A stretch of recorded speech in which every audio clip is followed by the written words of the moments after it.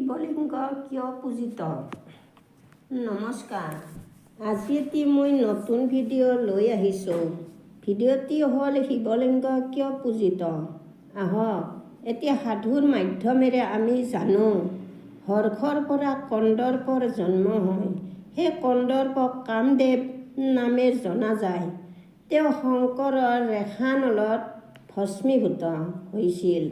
তেতিয়াৰ পৰা তেওঁৰ নাম অনঙ্গ হয়। কামদেৱক পঞ্চাননে দগ্ধ কৰিছিল। দক্ষ যজ্ঞলৈ দেৱ পঞ্চানন আৰু তেওঁৰ ভাৰ্যা সতীয়ে আমন্ত্ৰণ পোৱা নাছিল। দক্ষৰ কন্যা সতীয়ে পিতৃৰ মহাযজ্ঞলৈ আমন্ত্ৰণ নোপোৱাত আৰু স্বামী পঞ্চানন দক্ষই অৱহেলা কৰাত তেওঁ মনত বৰ দুখ পাইছিল।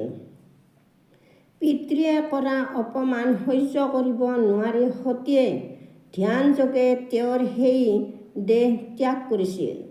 তেতিয়া দেহ মহেশ্বৰৰ ক্ৰোধিত হৈ দক্ষ যজ্ঞ ধ্বংস কৰিছিল। তাৰ পাছত সতীৰ বিৰহত দেৱ পঞ্চাননে পৃথিৱীৰ নানান স্থান ভ্ৰমণ কৰিছিল।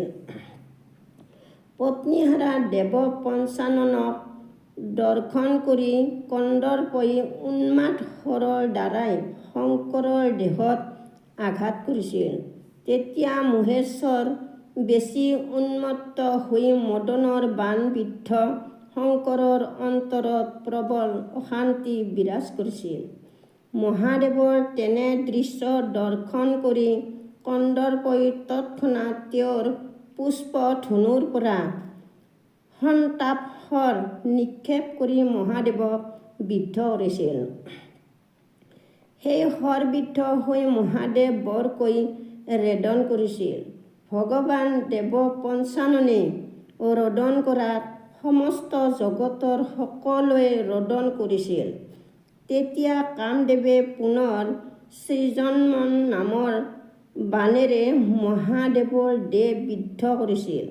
তেতিয়া কামহৰত নিপীড়িত হৈ মহাদেৱ জ্ঞানশূন্য হৈ পৰিছিল। কুবেৰৰ পুত্ৰ পাঞ্চালিকক দৰ্শন কৰি আদেশ দিয়ে।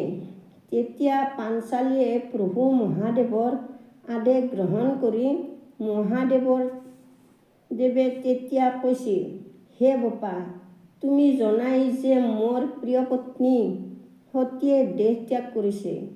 মই তেওঁৰ দুখত বহু স্থান ভ্ৰমণ কৰিলোঁ। দুষ্ট কামদেৱে মোৰ দুখ জানি মোক উন্মাদ শৰৰ দ্বাৰাই মোৰ দেহত আঘাত কৰিছে।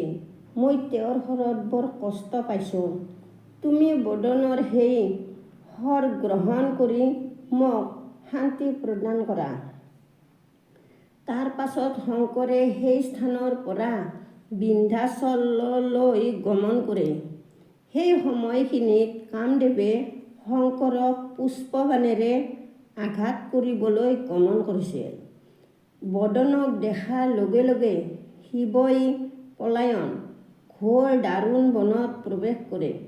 তেতিয়া তেওঁ দিগন্তৰ হৈছিল। দৌৰি পলায়ন কৰা বাবে তেওঁৰ দেহৰ বস্ত্ৰ ভূপতি হৈছিল। যদিও তালৈ মন কৰা নাছিল। সেই বনানীত বহুত ঋষিয়ে নিজ পত্নীৰ সৈতে বসবাস কৰি আছিল। সেই সময়ত ঋষিসকলৰ পত্নীগণৰ মন হঠাৎ চঞ্চল হৈছিল আৰু কামাতুৰ হৈ মহাদেৱক বেঢ়ি ধৰিছিল। একমাত্ৰ ভাবিনী অনুসূয়া আৰু অৰুন্ধতী বিচলিত হোৱা নাছিল। সেই সময়ত ভৃগু, অংগিকাৰ বংশীয় ঋষিগণে পত্নীগণৰ সেই দৃশ্য দেখি অতিশয় ক্ৰোধিত হৈ সকলোৱে এটি বাক্য উচ্চাৰণ কৰি শংকৰৰ লিংগ ভূতলত পতন হওক বুলিছিল। সেই বাক্য উচ্চাৰণ কৰাৰ লগে লগে শিৱলিংগ ভূপতিত হৈছিল। সেই সময়ত ব্ৰহ্মাদেৱে আৰু বিষ্ণুদেৱে কৈছিল, হে দেৱ মহেশ্বৰ, তোমাৰ লিংগ ঋষিগণৰ অভিশাপৰ ফলত ভূপতিত হৈছে। হে কৃপাৰ সাগৰ, তুমি পুনৰ তোমাৰ লিংগ গ্ৰহণ কৰা। সেইবাবে আমি দুয়োজনাই সভক্তিৰে তোমাৰ স্তৱ কৰিছিলোঁ। তেতিয়া মহাদেৱে কৈছিল, যদি দেৱগণে মোৰ লিংগ সভক্তিৰে পূজা কৰে, তেতিয়াহে মই মোৰ সেই লিংগ পুনৰ গ্ৰহণ কৰিব পাৰিম। পূজা নকৰিলে অগ্ৰাহ্য হ'ব। তেওঁৰ কথা শুনি বিষ্ণুদেৱে কৈছিল, হে শংকৰ, তোমাৰ লিংগ অকল দেৱগণেই নহয়, ত্ৰিলোকৰ সকলোৱে সভক্তিৰে পূজা কৰিব। যিবোৰ ঋষিয়ে তোমাক অভিশাপ প্ৰদান কৰাত তোমাৰ লিংগ ভূপতিত হৈছিল, সেইবোৰ ঋষিয়েও সভক্তিৰে তোমাৰ লিংগ পূজা কৰিছিল। সেই তেতিয়াৰে পৰা শিৱলিংগত সকলোৱে পূজা কৰে আৰু মহাদেৱে মনৰ সংকল্প অনুযায়ী বৰ প্ৰদান কৰে। এইখিনিতে কাহিনীটো শেষ কৰিলোঁ। ভুল হ'লে শুধৰাই ল'ব। লাইক কৰিব, ছাবস্ক্ৰাইব কৰিব। ধন্যবাদ।